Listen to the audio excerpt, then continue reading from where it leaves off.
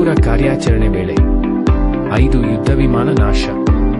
Donald Trump May ತಿಂಗಳಲ್ಲಿ ಭಾರತ ಮತ್ತು ಪಾಕಿಸ್ತಾನ ನಡುವಿನ ಸಂಘರ್ಷದ ವೇಳೆ 5 ಯುದ್ಧ ವಿಮಾನಗಳನ್ನು ಹೊಡೆದುರುಳಿಸಲಾಗಿತ್ತು ಎಂದು ಅಮೆರಿಕ ಅಧ್ಯಕ್ಷ ಡೊನಾಲ್ಡ್ ಟ್ರಂಪ್ ಹೇಳಿದ್ದಾರೆ.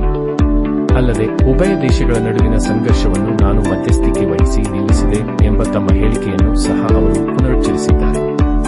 2 ದೇಶಗಳು ಸೇರಿ ಒಟ್ಟು 5 ಯುದ್ಧ ವಿಮಾನಗಳು ನಾಶವಾಗಿವೆಯೇ ಅಥವಾ ಯಾವ ದೇಶವು ಮತ್ತೊಂದು ದೇಶದ ಯುದ್ಧ ವಿಮಾನಗಳನ್ನು ಹೊಡೆದುರುಳಿಸಿದೆ ಎಂಬುದನ್ನು ಟ್ರಂಪ್ ಅವರು ನಿರ್ದಿಷ್ಟವಾಗಿ ಹೇಳಿಲ್ಲ. ಭಾರತ-ಪಾಕ್ ಸಂಘರ್ಷ. ಟ್ರಂಪ್ ಹೇಳಿಕೆಗೆ ಮೋದಿ ಸ್ಪಷ್ಟನೆ ನೀಡಲಿ. ಕಾಂಗ್ರೆಸ್ ಭಾರತ ಮತ್ತು ಪಾಕಿಸ್ತಾನ ನಡುವಣ ಸಂಘರ್ಷವನ್ನು ನಾನು ಮಧ್ಯಸ್ಥಿಕೆ ವಹಿಸಿ ನಿಲ್ಲಿಸಿದೆ ಎಂಬುದಾಗಿ ಅಮೆರಿಕ ಅಧ್ಯಕ್ಷ ಡೊನಾಲ್ಡ್ ಟ್ರಂಪ್ ಮತ್ತೊಮ್ಮೆ ಹೇಳಿದ್ದು, ಈ ಬಗ್ಗೆ ಪ್ರಧಾನಿ ನರೇಂದ್ರ ಮೋದಿ ಸ್ಪಷ್ಟನೆ ನೀಡಬೇಕು ಎಂದು ಕಾಂಗ್ರೆಸ್ ಶನಿವಾರ ಆಗ್ರಹಿಸಿದೆ. ಈ ವಿಚಾರವಾಗಿ ಪ್ರಧಾನಿ ಮೌನ ವಹಿಸಿರುವುದನ್ನು ಕಾಂಗ್ರೆಸ್ ನಾಯಕ ರಾಹುಲ್ ಗಾಂಧಿ ಪ್ರಶ್ನಿಸಿದ್ದಾರೆ. ಈ ಕುರಿತು ಅವರು ಮೋದಿಜಿ 5 ಯುದ್ಧ ವಿಮಾನಗಳ ಕುರಿತಾದ ಸತ್ಯಾಂಶವೇನು ಎಂದು ಪ್ರಶ್ನಿಸಿದ್ದಾರೆ. ಟ್ರಂಪ್ ಅವರು ಈ ರೀತಿ ಹೇಳುತ್ತಿರುವುದು 24ನೇ ಬಾರಿ. ಹಾಗಾಗಿ ಈ ಕುರಿತು ಪ್ರಧಾನಿ ನರೇಂದ್ರ ಮೋದಿ ಸಂಸತ್ನಲ್ಲಿ ಸ್ಪಷ್ಟ ಹೇಳಿಕೆ ನೀಡಬೇಕು ಎಂದು ಕಾಂಗ್ರೆಸ್ ಆಗ್ರಹಿಸಿದೆ. ಮೋದಿ ಸಂವಿಧಾನದ ಕೊಲೆ ಮಾಡಿದ್ದಾರೆ, ಖರ್ಗೆ ಆರೋಪ. ಕರ್ನಾಟಕ ಸರ್ಕಾರ ಆಯೋಜಿಸಿದ್ದ ಬೃಹತ್ ಸಮಾವೇಶದಲ್ಲಿ ಅವರು ಮಾತನಾಡಿದರು. ಮೈಸೂರಿನಲ್ಲಿ 500 ಕೋಟಿ ರೂ.ಗಳಿಗೂ ಹೆಚ್ಚು ಮೌಲ್ಯದ ಅಭಿವೃದ್ಧಿ ಕಾಮಗಾರಿಗಳ ಉದ್ಘಾಟನೆ ಮತ್ತು ಶಂಕುಸ್ಥಾಪನೆ ಸಮಾರಂಭದಲ್ಲಿ ಅವರು ಮಾತನಾಡಿದರು. ಬಿಜೆಪಿ ಮತ್ತು ಆರ್ಎಸ್ಎಸ್ ಸಂವಿಧಾನವನ್ನು ತಿದ್ದುಪಡಿ ಮಾಡುವ ಅಥವಾ ಪುನಃ ಬರೆಯುವ ಬಗ್ಗೆ ಮಾತನಾಡುತ್ತಿವೆ. ನೀವು ಎಷ್ಟೇ ಪ್ರಯತ್ನಿಸಿದರೂ ಈ ದೇಶದ ಜನರು ನಿಮಗೆ ಸಂವಿಧಾನವನ್ನು ಬದಲಾಯಿಸಲು ಬಿಡುವುದಿಲ್ಲ. ಜನರು ಸಂವಿಧಾನವನ್ನು ಬದಲಾಯಿಸಲು ಅವರಿಗೆ ಅವಕಾಶ ನೀಡಿದರೆ ನಿಮಗೆ ಯಾವುದೇ ಹಕ್ಕು ಇರುವುದಿಲ್ಲ ಎಂದು ಖರ್ಗೆ ಸಭೆಯನ್ನು ಎಚ್ಚರಿಸಿದರು. ಮೋದಿ, ನೀವು ಸಂವಿಧಾನದಿಂದಾಗಿ ಮುಖ್ಯಮಂತ್ರಿ ಮತ್ತು ಪ್ರಧಾನಿಯಾದಿರಿ. ಸಂಸತ್ತನ್ನು ಪ್ರವೇಶಿಸುವ ಮೊದಲು ನೀವು ಸಂವಿಧಾನಕ್ಕೆ ನಮಸ್ಕರಿಸಿದ್ದೀರಿ. ಆದರೆ ಮೋದಿ ಇಂದು ಅದೇ ಸಂವಿಧಾನವನ್ನು ಕೊಲೆ ಮಾಡುತ್ತಿದ್ದಾರೆ. ಬಿಜೆಪಿ ಮತ್ತು ಆರ್ಎಸ್ಎಸ್ ಪ್ರತಿದಿನ ಈ ಸಂವಿಧಾನವನ್ನು ತೆಗೆದುಹಾಕಲು ಪ್ರಯತ್ನಿಸುತ್ತಿವೆ ಎಂದು ಅವರು ಹೇಳಿದರು. ಆ ಸಂವಿಧಾನಗ ಹೀಗೆ ತಲೆಬಾಗಿ ಹಣಿಗೆ ಹತ್ಕೊಂಡು ಒಳಗಡೆ ಹೋದ್ವಿ. ಅದೇ ಸಂವಿಧಾನ ಕೊಲೆ ಇವತ್ತು ಮೋದಿ ಅವರು ಮಾಡ್ತಾ ಇದ್ದಾರೆ. ನೀವು ಅರ್ಥ ಮಾಡ್ಕೊಳ್ಬೇಕು. ನಿಮ್ಮಲ್ಲಿ ಇರ್ತಕ್ಕಂಥ ನಿಮಗೆ ಕೊಟ್ಟಂತ ಒಂದು ಅಡಲ್ಟ್ ಫ್ರಾಂಚೈಸ್ ಅಂದ್ರೆ ಎಲ್ಲರಿಗೆ ಒಂದೇ ಹಕ್ಕು, ಓಟಿನ ಹಕ್ಕು. ಗಂಡಿರ್ಲಿ ಹೆಣ್ಣಿರ್ಲಿ, ಶ್ರೀಮಂತರಿರ್ಲಿ ಬಡವರಿರ್ಲಿ,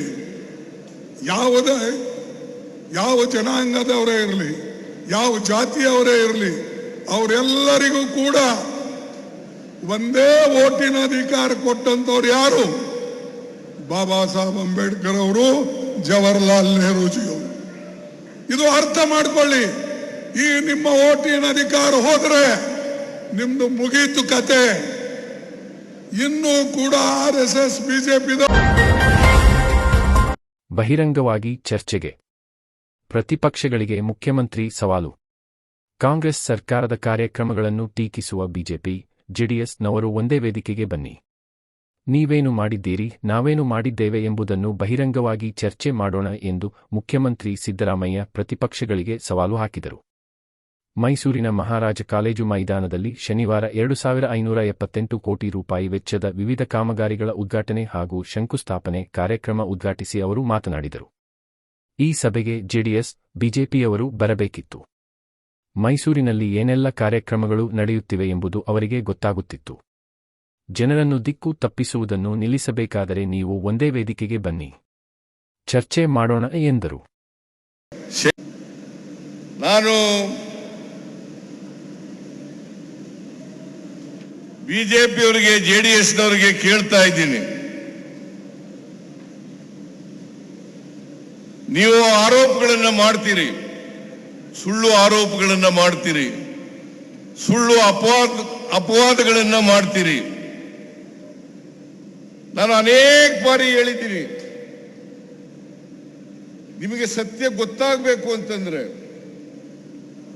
ಜನರಿಗೆ ಸುಳ್ಳು ಹೇಳೋದನ್ನ ನಿಲ್ಲಿಸಬೇಕು ಅಂತನ್ನೋದಾದ್ರೆ, ಜನರನ್ನ ತಪ್ಪು ದಾರಿಗೆ ಎಳಿತಕ್ಕಂಥ ಪ್ರಯತ್ನವನ್ನ ಮಾಡ್ತಕ್ಕಂಥದನ್ನ ನೀವು ನಿಲ್ಲಿಸಬೇಕಾದ್ರೆ ನೀವೆಲ್ಲರೂ ಕೂಡ ಒಂದೇ ವೇದಿಕೆಗೆ ಬರಬೇಕು. ಬಿಜೆಪಿಯ ಮುಖಂಡರು, JDSನ ಮುಖಂಡರು ಒಂದೇ ವೇದಿಕೆಗೆ ಬಂದ್ರೆ ನಾನು ಆ ವೇದಿಕೆಗೆ ಬರಲಿಕ್ಕೆ ತಯಾರಾಗಿದ್ದೀನಿ. ಚರ್ಚೆ ಮಾಡೋಣ. ನೀವೇನು ಮಾಡಿದ್ರಿ, ನಾವೇನು ಮಾಡೋದು, ನೀವೇನು ಮಾಡಿದ್ರಿ, ನಾವೇನು ಮಾಡೋದು ಅಂತಕ್ಕಂಥದ್ದನ್ನ ಚರ್ಚೆ ಮಾಡೋಣ. ಇವತ್ತು ಅಭಿವೃದ್ಧಿ ಸೌಜನ್ಯ ಕೊಲೆ ಪ್ರಕರಣ ಮರು ತನಿಖೆಗೆ ಕೆಆರ್ಎಸ್ ಪಕ್ಷ ಆಗ್ರಹ.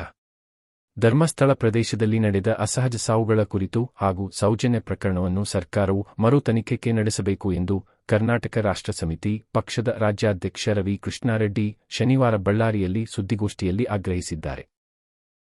ರಾಜ್ಯದ ಬಹುದೊಡ್ಡ ಪಿಲಿಗ್ರಿಮೇಜ್ ಟೌನ್ ಧರ್ಮಸ್ಥಳದಲ್ಲಿ 13 ವರ್ಷಗಳ ಹಿಂದೆ ಸೌಜನ್ಯ ಗೌಡ ಅನ್ನುವಂತಹ ಒಬ್ಬ ಹುಡುಗಿ ಮೇಲೆ ರೇಪ್ ಆಗಿ ಮರ್ಡರ್ ಆಗುತ್ತೆ. ಇವತ್ತಿನ ತನಕ ಅಪರಾಧಿಗಳು ಯಾರು ಅಂತ ಗೊತ್ತಿಲ್ಲ. ಅದೇ ರೀತಿಯಲ್ಲೇ ನೂರಾರು ಡೆಡ್ ಬಾಡೀಸು ಅಲ್ಲಿ ನಾನೇ ಹೂತಾಕಿದ್ದೀನಿ ಅಂತೇಳಿ ಅಲ್ಲಿ ಕೆಲಸ ಮಾಡ್ತಿದ್ದಂಥ ಧರ್ಮಸ್ಥಳದ ಒಬ್ಬ ವ್ಯಕ್ತಿ ಬಂದು ಹೇಳ್ತಾ ಇದ್ದಾನೆ. ಈ ಸಂದರ್ಭದಲ್ಲಿ ರಾಜ್ಯ ಸರ್ಕಾರ ಇದನ್ನು ಗಂಭೀರವಾಗಿ ಪರಿಗಣಿಸಬೇಕು. ರಾಜ್ಯದ ಲಕ್ಷಾಂತರ ಜನ ಇವತ್ತು ಏನಾಗ್ತಿದೆ ಧರ್ಮಸ್ಥಳದಲ್ಲಿ ಅಂತ ವಿಚಲಿತರಾಗಿದ್ದಾರೆ. ನಾವು ಧರ್ಮಸ್ಥಳಕ್ಕೆ ಹೋಗಿ ಬಂದೇ ತಪ್ಪು ಮಾಡಿದ್ವೇನಪ್ಪ ಅನ್ನುವಂತಹ ಸ್ಥಿತಿಲಿದ್ದಾರೆ, ಮರುಕ ಪಡ್ತಿದ್ದಾರೆ. ಈ ಪ್ರಕರಣಗಳು ಬಂದ ಮೇಲೆ ಧರ್ಮಸ್ಥಳಕ್ಕೆ ಇದು ಬಗೆಹರಿಯೋ ತನಕ ಹೋಗೋದು ಬೇಡ ಅಂದ್ಕೊಂಡು ಮನೆಯಲ್ಲೇ ಕೈ ಮುಗಿತಿದ್ದಾರೆ. ಇವೆಲ್ಲ ಇರುವಂಥ ಸಂದರ್ಭದಲ್ಲಿ ರಾಜ್ಯ ಸರ್ಕಾರ ಈ ಕೂಡಲೇ ಅಲ್ಲೇನೇನು ಡೆಡ್ ಬಾಡೀಸ್ನ ಬರಿ ಮಾಡಲಾಗಿದೆ ಅದನ್ನೆಲ್ಲ ಹೊರಗೆ ತೆಗೆಯೋದಕ್ಕೆ ನಾನು ತೋರಿಸ್ತೀನಿ ಅಂತ ಹೇಳ್ತಾ ಇದ್ದೇನೆ. ಆತನಿಗೆ ರಕ್ಷಣೆ ಕೊಡಬೇಕು, ವಿಟ್ನೆಸ್ ಪ್ರೊಟೆಕ್ಷನ್ ಕೊಡಬೇಕು. ಜೊತೆಗೆ ತ್ವರಿತೋಪಾದಿಯಲ್ಲಿ ಅದನ್ನೆಲ್ಲ ಬಾಡಿ ಸ್ಯಾಂಪಲ್ಸ್ ಎಲ್ಲ ಕಲೆಕ್ಟ್ ಮಾಡಬೇಕು. ಎಷ್ಟೋ ಜನ ಈಗ ಬಂದು ನಮ್ಮವರು ಧರ್ಮಸ್ಥಳದಲ್ಲಿ ಕಳೆದೋಗಿದ್ರು ಅಂತ ಹೇಳ್ತಾ ಇದ್ದಾರೆ. ಅವರಿಗೆಲ್ಲ DNA ಮ್ಯಾಚಿಂಗ್ ಆಗಬೇಕು. ಅದೇ ರೀತಿಯಲ್ಲೇ ವೀರೇಂದ್ರ ಹೆಗಡೆ ಅವರು ನಮ್ಮ ರಾಜ್ಯಸಭಾ MP ಆಗಿ ಒಂದು ದಿವಸ I have seen him speaking in the parliament, not even single day, single instance. So ಹಾಗಾಗಿ ಅವರು ಸುಮ್ಮನೆ 4 ಲಕ್ಷ 5 ಲಕ್ಷ ಅವರಿಗೆ ಬೇರೆ ಬೇರೆ ತರಹದ ಪರ್ಕ್ಸ್ ಬರ್ತಾ ಇರುತ್ತೆ. ಅವರು he is not giving any justice to his job. So ಹಾಗಾಗಿ he should immediately resign as a Rajya Sabha MP to the Rajya Sabha MP position and also as the chief of the governing body of the Dharmasthala SDM. Thank you. ಬಳ್ಳಾರಿಯಲ್ಲಿ ಗಣಿ ಬಾಧಿತ ಪ್ರದೇಶಗಳ ಜನರ ಸಮಾವೇಶ. August 16ರಂದು ಬಳ್ಳಾರಿಯಲ್ಲಿ ಗಣಿ ಬಾಧಿತ ಪ್ರದೇಶಗಳ ಜನರ ಸಮಾವೇಶವನ್ನು ಹಮ್ಮಿಕೊಳ್ಳಲಾಗುತ್ತದೆ ಎಂದು ಕರ್ನಾಟಕ ರಾಷ್ಟ್ರ ಸಮಿತಿ ಪಕ್ಷದ ರಾಜ್ಯಾಧ್ಯಕ್ಷ ರವಿ ಕೃಷ್ಣಾರೆಡ್ಡಿ ಹೇಳಿದ್ದಾರೆ. ಶನಿವಾರ ಬಳ್ಳಾರಿಯಲ್ಲಿ ಪತ್ರಿಕಾಗೋಷ್ಠಿಯಲ್ಲಿ ಮಾತನಾಡಿದ ಅವರು, ಗಣಿ ಬಾಧಿತ ಪ್ರದೇಶಗಳ ಅಭಿವೃದ್ಧಿ ಕುರಿತು ಸರ್ಕಾರಕ್ಕೆ ನಿರಂತರವಾಗಿ ಮನವಿಗಳನ್ನು ನೀಡಿದರೂ ಯಾವುದೇ ಉಪಯೋಗವಾಗುತ್ತಿಲ್ಲ ಮತ್ತು ತನ್ನ ಕಾರ್ಯವಿಧಾನವನ್ನು ಬದಲಾಯಿಸಿಕೊಳ್ಳುವಂತಹ ಸೂಚನೆಗಳು ಕಂಡುಬರುತ್ತಿಲ್ಲ. ಈ ನಿಟ್ಟಿನಲ್ಲಿ ಜನರ ಹಾಗೂ ಪರಿಸರದ ಸ್ಥಿತಿಯನ್ನು ಸುಧಾರಿಸುವಂತೆ ಯೋಜನೆಗಳನ್ನು ಕೈಗೊಳ್ಳಲು ಈ ಸಮಾವೇಶದಲ್ಲಿ ಆಗ್ರಹಪಡಿಸಲಾಗುತ್ತದೆ ಎಂದು ತಿಳಿಸಿದರು. ಈ ಸಮಾವೇಶದಲ್ಲಿ ಅನೇಕ ಸಮಾನ ನಮಸ್ಕಾರ ಸಂಘಟನೆಗಳು ಮತ್ತು ರಾಜಕೀಯ ಪಕ್ಷಗಳು ಒಟ್ಟಾಗಿ ಕಾರ್ಯನಿರ್ವಹಿಸಲು ಮುಂದಾಗಿವೆ. ಸಮಾವೇಶಕ್ಕೆ ನಿವೃತ್ತ ಲೋಕಾಯುಕ್ತ ನ್ಯಾಯಮೂರ್ತಿ ಸಂತೋಷ್ ಹೆಗಡೆ ಮುಖ್ಯ ಅತಿಥಿಯಾಗಿ ಆಗಮಿಸಲಿದ್ದಾರೆ ಎಂದು ತಿಳಿಸಿದರು. ಆಗಸ್ಟ್ 16ನೇ ತಾರೀಕು ಬಳ್ಳಾರಿ ನಗರದಲ್ಲಿ KMERC ಹೋರಾಟದ ಒಂದು ಭಾಗವಾಗಿ ತುಮಕೂರು, ಚಿತ್ರದುರ್ಗ, ಬಳ್ಳಾರಿ, ವಿಜಯನಗರ ಈ 4 ಜಿಲ್ಲೆಗಳ ಗಣಿಬಾಧಿತ ಪ್ರದೇಶಗಳಿಂದ ಹೆಚ್ಚಿನ ಸಂಖ್ಯೆಯಲ್ಲಿ ಜನರು ಸೇರಿ ಆ ಹೋರಾಟವನ್ನು ಯಶಸ್ವಿಗೊಳಿಸಬೇಕಂತೇಳಿ ನಾನು ಈ ಮಾಧ್ಯಮದ ಮೂಲಕ ತಮ್ಮೆಲ್ಲರಲ್ಲಿ ಕೋರ್ತಾ ಇದ್ದೇನೆ. ಹಾಗೆ ಆ ಕಾರ್ಯಕ್ರಮದಲ್ಲಿ ಜಸ್ಟಿಸ್ ನ್ಯಾಯಮೂರ್ತಿಗಳಾದ ಸಂತೋಷ್ ಹೆಗಡೆ ಅವರು ಮತ್ತು SR ಹಿರೇಮಠರು ಮತ್ತು ನಮ್ಮ ರಾಜ್ಯಾಧ್ಯಕ್ಷರಾದ ರವಿ ಕೃಷ್ಣಾರೆಡ್ಡಿ ಅವರು ಇನ್ನೂ ಮುಂತಾದ ಸಮಾಜಮುಖಿ ಹೋರಾಟವನ್ನು ಮಾಡ್ತಾ ಇರುವಂಥ ಹೋರಾಟಗಾರರೆಲ್ಲ ಸೇರಿರ್ತಾರೆ.